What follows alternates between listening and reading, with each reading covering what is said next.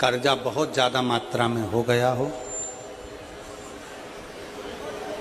Peak अच्छी नहीं आई हो, फसल अच्छी नहीं आई हो, बहुत टेंशन की ज़िंदगी अगर चल रही हो, बहुत चिंता ग्रसित कर रखी हो और ऐसा लग रहा है कि पैसे की आवक कहीं से नहीं है और टेंशन बढ़ता जा रहा है, तो ये नवरात्रे जब पूर्ण हो तो दशमी जब तिथि आए, 9 दिन पूरे होने के बाद जब दसवीं तिथि आए, दशमी दशहरा, चैत्र का जो दशहरा, नवरात्रे पूर्ण होने के बाद में जो दशमी तिथि आए, समी के पत्ते 5 दुर्वा, 5 बेलपत्र, भगवान शंकर के मंदिर में 1 शमी का पत्ता, 1 दुर्वा, 1 बेलपत्र, भगवान शंकर से अपनी कामना करके, अपना गोत्र बोलकर शंकर भगवान के शिवलिंग पर समर्पित कर। फिर दूसरा पत्ता, दूसरा शमी पत्ता, दूसरी दुर्वा, फिर शिव जी पे समर्पित कर। 5 पत्ते शमी के, 5 दुर्वा, 5 बेलपत्र, जो विजयदशमी चैत्र महीने की रहेगी, चैत्र महीने की जो दसवीं तिथि रहे नवरात्रि के बाद की, समर्पित कर कर 1 लोटा जल 3 बार शंकर जी को उसी जल से 3 बार समर्पित करें। अपनी कामना कर कर चढ़े हुए जल का भाग थोड़ा सा लेकर आएं, घर के दरवाजे पर, व्यापार के स्थान पर उसका सिंचन करें और हृदय से बाबा से प्रार्थना करें, बाबा तेरे भरोसे हैं, बहुत चिंता है, बहुत टेंशन है, कर्जा बहुत है, दुख बहुत है, व्यापार चल नहीं रहा, तुझे समान। हमारा विश्वास करता है 3 महीने के अंदर जहाँ भी कथा होगी वहाँ आपका खुद का पत्र आकर आप लिखकर भेजोगे कि मेरे बाबा ने मेरा हाथ पकड़ लिया, मेरे शिव ने साथ दिया।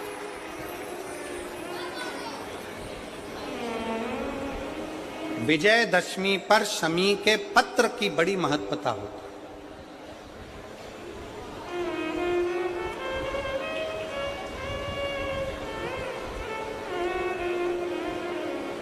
और नवरात्रे के बाद में जो विजयदशमी आती है, उस दशमी की बड़ी महत्वता होती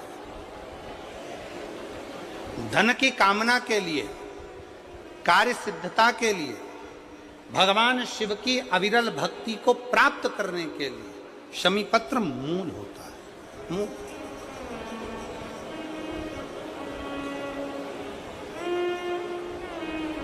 और हम तो बिल्कुल कहेंगे शहादा वालों से भी, और जितने आस्था चैनल पर कथा सुन रहे हैं, जितने टीवी पर कथा सुन रहे हैं, मोबाइल पर कथा सुन रहे हैं, कि कभी कभी 2 स्थान पर दीप लगाने में पीछे मत हटो। पहला, बेलपत्री के वृक्ष के नीचे। दूसरा, कहीं मौका लग जाए तो शमी के वृक्ष के नीचे भी कभी कभी अपनी कामना के लिए बाबा से प्रार्थना कर कर कि बहुत कर्जे में लदालूम हूँ, बहुत तकलीफ चल रही है, तो बेलपत्री के वृक्ष के नीचे भी दिया लगाओ और शमी के पेड़ के नीचे भी दिया लगाओ। कभी कभी बाबा से प्रार्थना, फल मिलता। आपके जीवन में ऐसा लगने लगे कि हाँ बहुत कष्ट है, कर्जा भी बढ़ गया, तकलीफें भी बढ़ गई, बहुत दुख भी बढ़ रहा है, कहीं परिवार सही नहीं चल रहा है, तो प्रयास करते रहा करो। हफ्ते में 1 बार 1 चावल का दाना जल के पात्र में डाल लिया, 1 काली मिर्च जल के पात्र में डाल ली और उस जल को ले गए, थोड़ा सा चंदन का छींटा डाल दिया, ले जाकर शिव जी को समर्पित कर दिया। शंकर को जल चढ़ाने के लिए 5 स्थान हैं जहाँ शिव को जल चढ़ाया जाता है और शंकर उस जल को स्वीकार करते हैं, जिसको पंचगंगा कहा गया। 5 स्थान,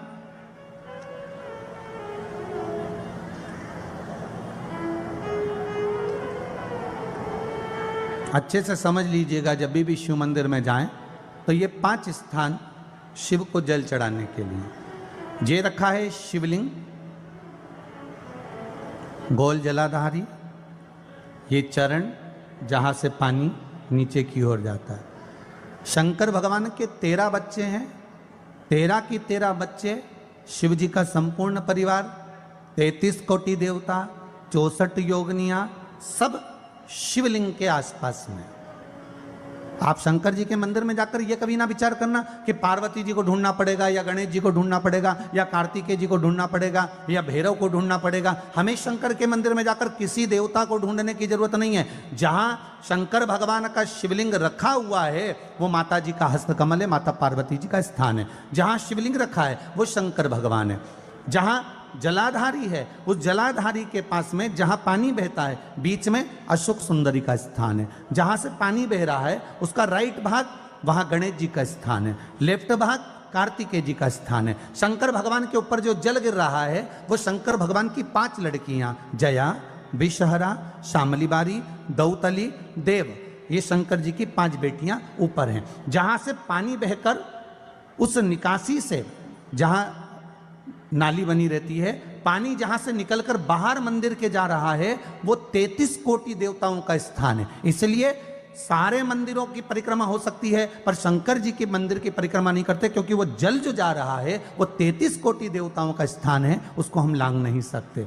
वो स्थान जल चढ़ाते समय आप इसका स्मरण रखें। पानी का जब पात्र लेकर जाते हैं मंदिर के अंदर, सबसे पहले शिव जी का जो जलाधारी है उसमें राइट भाग पर अपनी मनोकामना कर कर जल चढ़ाएं, फिर लेफ्ट भाग में चढ़ाएं रोग मुक्ति के लिए।